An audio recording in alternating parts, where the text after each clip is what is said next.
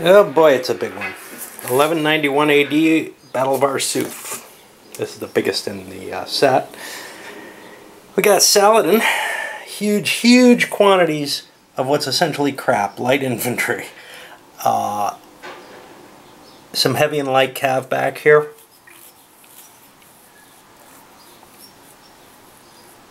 It's interesting, the light cav in this game never has bows. I thought the HAs were the horse archers. They turn out to be heavy archers. I'm a little disturbed by that, but like the chariots, it wouldn't play right. You wouldn't see those sweeping actions of the cav riding by, shooting, the way you do, say, we played Infidel, we played the Arsouf scenario, and I believe there was horse archers in it. And certainly some of the other battles with Saladin, and I don't remember all of them. And then we have Richard the Lionhearted, and this is supposed to be the ocean down here. He's landed, and he has a powerful and interesting force. A bunch of these heavy archers. Now, they're just going to devastate that light infantry. That light infantry screen is horrible. Leadership-wise, we're equal. Both an A and a B leader, which means we each have 3 eagles, which isn't a lot of commands for this many units, so you got to keep those formations together. Of course, like I said, these things are just going to disintegrate. They're not even really able to fight the archers particularly well. Should be an interesting and somewhat different scenario from what we've seen. And I think I need something to drink to face this. Alright, let's kick off our Arsouf. The die rolls ended up giving the Crusaders an extra command point, but the Saracens got the initiative. Now this is a scenario where we have to worry about command control. It's not a requirement in this scenario, but it doesn't make a lot of sense not to apply it, because sort of the exciting thing that they even mentioned in the historical note is that Richard keeping his knights from charging was one of the major factors. So in order to keep the knights from charging, I have 4. Basically, I'd have to roll above a 4 to fail, to make them charge. And they'd go running through my archers if that was the case. It's because I have 2 leaders. But if I spend 2 quick command points, and I have a pile of 6 of them, then I can raise that number up to a 6, and I'm immune. And that's exactly what I want to do here, because I do not want my knights charging through. Now, the light infantry are going to get the initial movement. Well, the initiative sits on... Actually, I think the Saracens are going to force the Crusaders to play first, because they hold the initiative. I'm going to unleash a holy hell of missiles. I don't think I can shoot here. I don't seem to have line of sight. But everywhere else, all those other archers have a shot going in. I was able to take down a couple of the light infantry, including one in the woods here. That was kind of a weird move, because I shot at this one, got a hit on him, and then was kind of worried, well, gee, if I shot at him because of his location, that kind of reduces the chances of hitting some of these others. The light infantry is kind of tough to hit, so I guess I did pretty well, actually. I might have wanted to do combined fires just to get the +1 to cancel that out.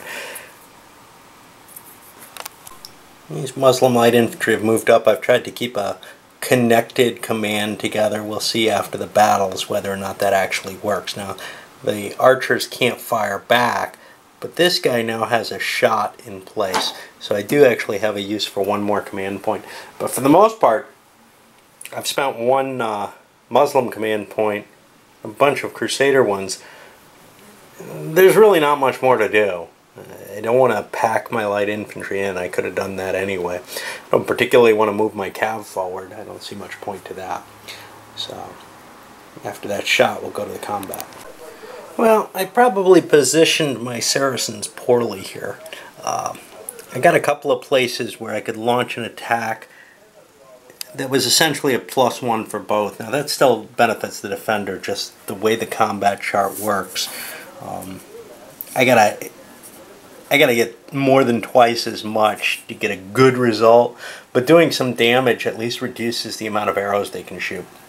Had one unit lost here, making one of those kind of bonus attacks. Elsewhere, nothing really great happened. Here I had a leader in place, that helped a little bit, but again I got damaged, they didn't.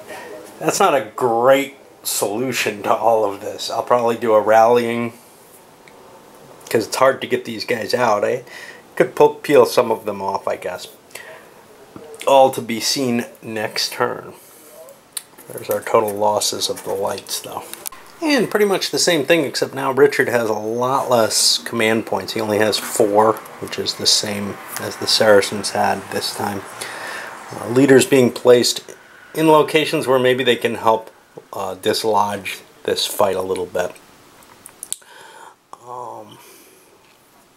2 points is enough to rally this unit, and I think that's probably a good idea, as well as to fire arrows from the rest of them.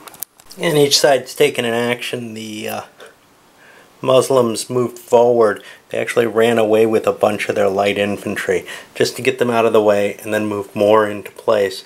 But then the return fire, well, it only took out 1 this time and did a little bit of damage to a couple others. Good enough. Now the question is, well, what's there left to do, really? I may want to slide at least one of these cav up so that I can command them all at once, and maybe use some cav as the light infantry is getting wiped out. And there's where we are before battle. The Crusaders rallied their 1 unit. The Saracens have moved a light cav into place here to continue the attack. They've got the line filled. They really couldn't do anything with him. He had already moved. They've still got a command point left. Nothing to do with it. And the turn ends. Nothing else dead. Do have some damage, mainly along the Saracen lines. They hit a couple of the heavy archers, though. Turn 3 opens up, not too different from the earlier ones. 4 pips each in command points. We're going to spend the Saracens spent 1 for the initiative bonus. Why? Well, they have some rallying they need to do, and I placed leaders so that I actually get bonuses on a number of rallies. The Christians are going to throw their 2 pips in order to ensure that their knights don't go charging through the army. They don't really need all these points anyway, but they are running into a problem here. If they do it firing, they're going to only have, there's going to be markers on all these pieces, and they're only going to have 1 piece left to do rallying, which means since they have 2 unrallied pieces and they won't be connected any longer. Oh, no. See, if I don't fire this guy, then they will be connected, because I can connect back through these cav here, but I can't fire this guy either. Basically, I have to have a chain of things not covered by action markers to be able to rally. So I have the option not to fire all my archers, but I think what I'll end up doing is leaving one of these archers unallocated, probably the one with the leader, in terms of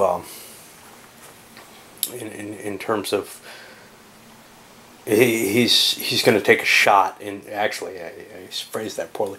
He's going to take a firing opportunity instead of the rally opportunity, and then just rally the other one automatically. Just because I'm not going to, it's going to be too much effort to get them both rallied. Alright, let's get these going. Initiative's over here. I probably want to take the first action with the Saracens in order to either rally or run away from the archers.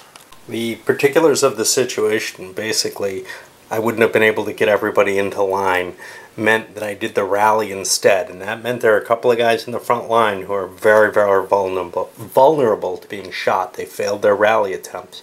I got a bunch of chips that I'm not going to probably use either. I can't re-rally. I had guys in the back that needed to rally, which some of them did, some of them successfully, some of them did not. And there isn't a hell of a lot else to do with the points. They could have automatically rallied, or I could have maybe rallied a group like here There were a couple back there. Had I not done what I did, but I couldn't have gotten, say, this hex filled. So I made this quick decision to do the rally instead of the movement. I'm talking more about it and the decisions than I actually spent on the decisions, probably spending some time thinking. I could have come up with clearly whether or not rallying was a better idea, but I like playing these games by feel. Archer fire was sufficient to take out 2 more lights. Got some holes that were formed. I kept this one open in order to rally him. This just got shot, so that's got an opportunity to rally.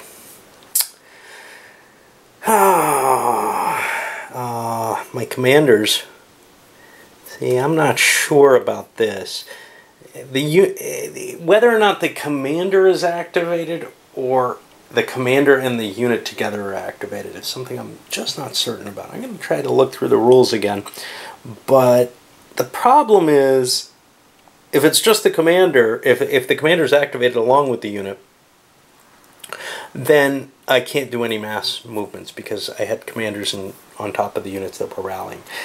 If the commander is separate, then I only needed to use one of these commanders. And sometimes I've ordered the commander to make a firing order when the unit under him couldn't fire. Now, that's allowable, I guess, but I'm trying to figure out if the commander must be activated if the unit under him is activated. It wouldn't make much difference except in terms of defining a formation.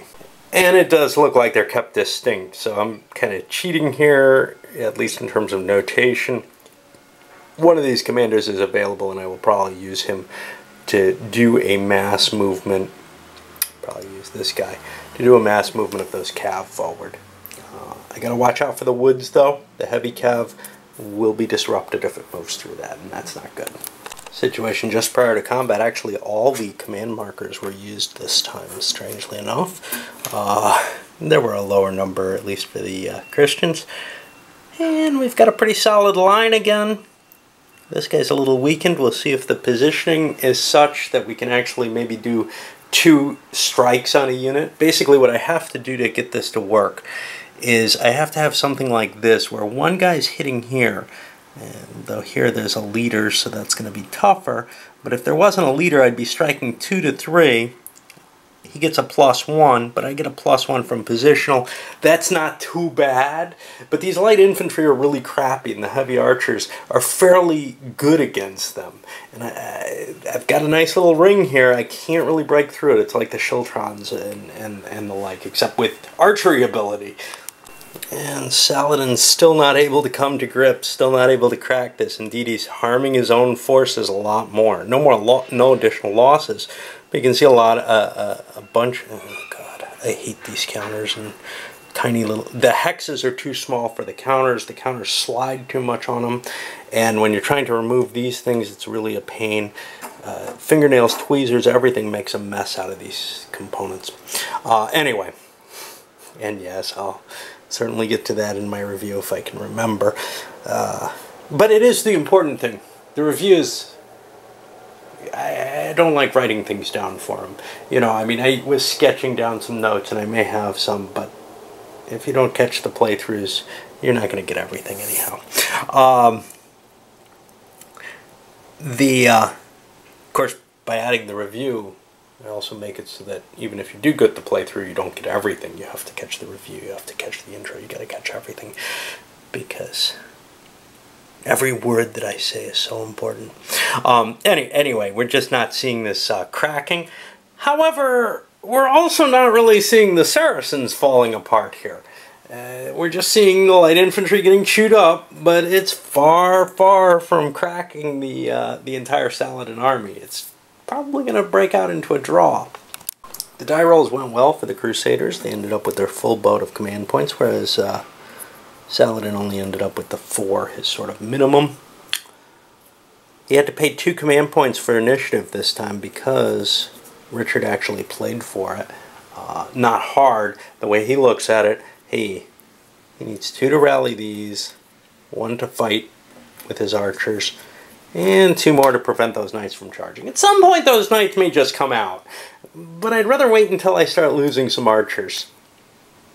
Just seems more reasonable.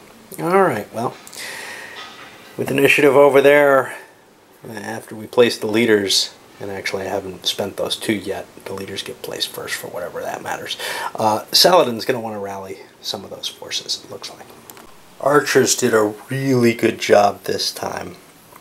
There isn't a lot I can do in terms of commanding a line of units here. Here's the problem. That unit is activated, so I don't even think I can command the formation. I think I kind of cheated last turn by saying, the leader's in the formation. Nah, that's not quite right. He's got to be on a unit that's activatable. It's possible to activate the leader separate from the formation, which is something I got to keep in mind. So I got one big command point, which means I can bring one unit up. It might be an infantry somewhere. Overall, looks like another bad turn for the Saracens. You can see they're wiped out. I'm hoping I have this right. I'd like to end this as soon as possible. This battle is not pleasing at all. It's just too dense, and there's just no room for anything interesting to happen. It's just sort of like siege warfare going on. But well, we'll see what the dice give us this time.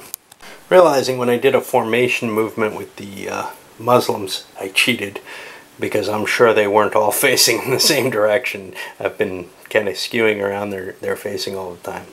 So what? And after all moves and rallies, this is what we got. The Cav moved up here, opening up a firing opportunity. All the Christians are back into good order. And now Saracens have to try to figure out, whether or not they can get to grips and make an attack. It doesn't look terribly good because a lot of their units are shot up, but they didn't lose any additional ones on the firing this time. It was a bad firing round for the Crusaders. And a bad roll, a 1-4, I think. Lost another light infantry, but this time Saladin went with it. That's where the second one came up there. That's going to make things a lot tougher. In a sense, the Saracens are probably hoping the game ends pretty soon. Because without the leadership bonus of that extra 2 eagles, they're going to have a rough time here. And there really aren't any more attacks they want to make. They've pretty much tapped those out. Well, reduction in leaders didn't seem to have hurt the Saracens too much. I'm sure they're going to regret losing Saladin in the long run, but command points are the same. They won the initiative. I gotta drop 2 to prevent that knight's charge. I still don't want that happening. Set up pretty well though to launch a bunch of archery attacks. And the real question is, I think I kind of screwed up putting the Saracen leader here. He would have been better here. I saw so many disrupted units that I didn't realize, wow, I got a bunch over here too. For the first time I did supporting fire here. I fired both of these together. This one gave a +1 to the general fire. The hope was to overcome the +2 that was here. The die rolls didn't work out that way. But those light cav are much harder to hit than the light infantry are. The light infantry damage don't change at all. Well, things were going very unlucky for the Crusaders. They got basically no hits, but then they knocked out a couple of the units here, dropping... That's down to 11, so we're getting close to panic level. And also got a shot, but it failed, at taking the leader out here. I feel like it's time to make a tough choice here. I got one more pip left. Not a lot I can do with it, unless I launch a cav unit through. I'm going to charge through these infantry into here.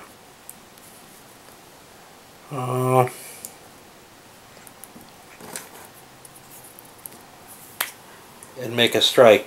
The Muslim are out of any activations, so that's lining me up for an attack there, which what's kind of cool is the cav can just keep charging through and hit another infantry afterwards. Unless of course the die roll is bad, in which case it's just dead. That wasn't worth it. That's 8.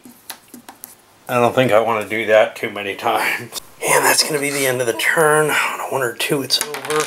Yay! Alright, we'll count that. And that's really cool because pulling one of these off I shot that piece over, knocked this one, and I'm not sure where it was. I got these tweezers. The problem with them is they have a tendency to get stuck because the soft material of these suckers. I got a little prong on there, but counters are just really hard to cope with in this in the victory point stuff. Alright, well, I'll count up the points. Obviously, no base victory point, no camps destroyed, and nobody routed from the field. So it comes down to, hey, the Crusaders have a lot of points of troops here. Is it enough? I doubt it, but we'll count. Nah, it's pretty close parity. Actually, these should both be 2 points higher because of the camps. It should be 45 to 48, but you know, obviously nobody's a double. So it's a draw, and I really didn't particularly enjoy this battle. This is my least favorite so far, and I got one more to go, which is Bannockburn, which looks a little painful. We'll get to that today. This is going to give double shooting for the English archers. Forces the command control rules. That should be kind of interesting. Alright, well, we'll load this up.